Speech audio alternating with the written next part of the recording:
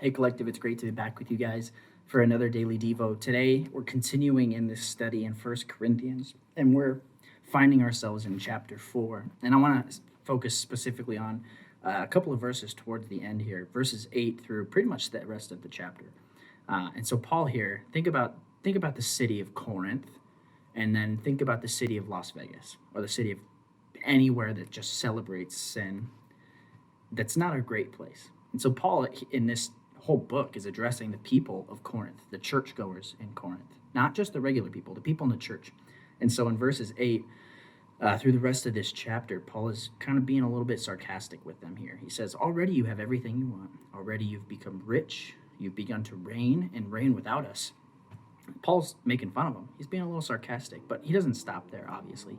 Paul doesn't want to just make fun of people. He wants the people in Corinth to snap out of it. Like, get out of this habit of thinking you're the best at everything, right? And then Paul says here, actually, I wish that you had begun to reign. In all seriousness, Paul says, I want you to reign so that I can reign with you, so that these people can reign with you. For it seems to me that God has put us apostles on display at the end of the procession. And what he means by that is, when a conqueror won a battle or won a nation, they would often place the losing nation, at the end of a giant parade, and they would parade them through the city, and they would poke fun at them, or they would reenact the battles that they won, and they would actually kill the people at the back of the parade as a spectacle for the nation. And Paul says, that's where we're at. We've been made a spectacle. We are fools for Christ. We are weak.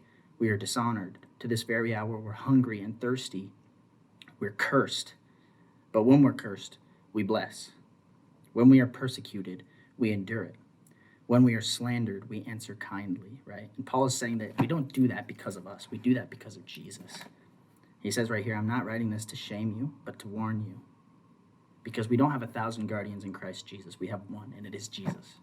And we need to look at Paul as an example and look at his words as an example for how to face that in our own life, especially when there's just a lot of stuff we got to endure on a daily basis. Some people more than others, but we got to face that persecution. We got to realize that the reason we can get through it is because of Jesus alone, and that's it. So I hope you guys can find some encouragement in that and continue to read the book of First Corinthians. It's awesome.